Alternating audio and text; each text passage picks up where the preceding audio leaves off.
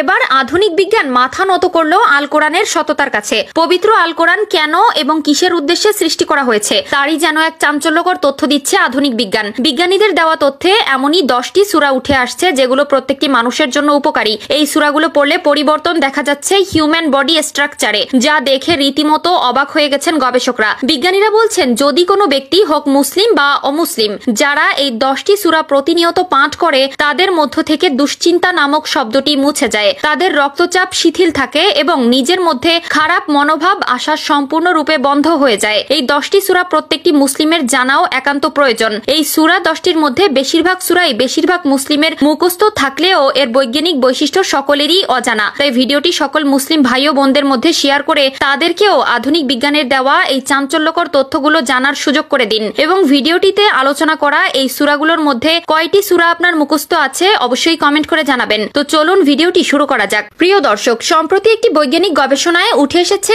এমনই 10টি সূরা যেগুলো মানব দেহের জন্য অধিক উপকারী এবং এই সূরাগুলো পড়ার মাধ্যমে পরপারেও মিলবে অত্যাধিক পরিমাণ সুখ। সেই 10টি সূরার প্রথম সূরাটি হচ্ছে সূরা ফাতিহা, যেটি আল কোরআনের সর্বপ্রথম সূরা এবং যাকে আল কোরআনের মা বলা হয়। এই সূরা আমাদের নামাজের সময় প্রতি রাকাতে পাঠ করতে হয়। হাদিসে উল্লেখিত আছে যে ব্যক্তি সূরা ফাতিহা বেশি বেশি পাঠ করে তার উপর থেকে আল্লাহর গজব উঠে যায়। এছাড়াও সূরা ফাতিহার রোগ মুক্তি ও শেফার জন্য বিশেষভাবে কার্যকর। সূরা ফাতিহা পাঠ করলে আল্লাহ তাআলা গুনাহ ক্ষমা করেন এবং পাঠকারীর জন্য রহমত বর্ষণ করেন। দ্বিতীয় নম্বরে রয়েছে সূরা মুলক, 30টি আয়াত বিশিষ্ট সূরা মুলক। যে ব্যক্তি প্রতিনিয়ত পাঠ করবে তাকে প্রিয় নবী সাল্লাল্লাহু আলাইহি ওয়াসাল্লাম হাসরের ময়দানে শাফায়াত করবেন এবং তাকে আল্লাহ তাআলাও ক্ষমা সুন্দর দৃষ্টিতে দেখবেন। তাই প্রতি রাতে ঘুমানোর আগে এই সূরাটি একবার হলেও তেলাওয়াত করার চেষ্টা করবেন। তৃতীয় নম্বরে রয়েছে সূরা ওয়াকিয়া। হাদিসে উঠে এসেছে যে ব্যক্তি প্রতি রাত্রে সূরা ওয়াকিয়া পাঠ করবে তার জীবন থেকে দারিদ্রতা উঠে যাবে। আল্লাহ তাআলা তার রিজিকে বরকত দান করবেন এবং তার অভাব দূর করে দিবেন। চতুর্থ নম্বরে রয়েছে সূরা ইয়াসিন।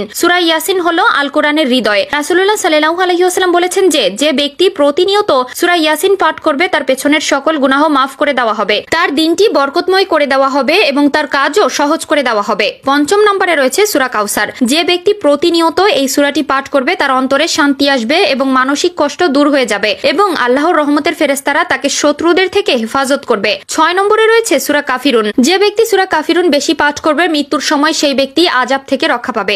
7 নম্বরে রয়েছে সূরা ইখলাসের কথা। যে ব্যক্তি এই সূরা বেশি বেশি পাঠ করবে সেই ব্যক্তি মুনাফিকি থেকে রক্ষা পাবে। হাদিসে বলা হয়েছে যদি কোনো ব্যক্তি 3 বার সূরা ইখলাস আল্লাহর প্রতি বিশ্বাস এনে পাঠ করে তবে তাকে 1 খতম কোরআন পড়ার সওয়াব দান করা হবে। 8 নম্বরে রয়েছে সূরা ফালাকের কথা। কোনো ব্যক্তি যদি এই সূরা বেশি বেশি পাঠ করে সে হিংসুকের হিংসা থেকে রক্ষা পাবে। 9 নম্বরে যে সূরাটির কথা বলা হয়েছে সেটি হলো সূরা নাস। এই সূরা যে বেশি বেশি পাঠ করবে সে সকল রকমের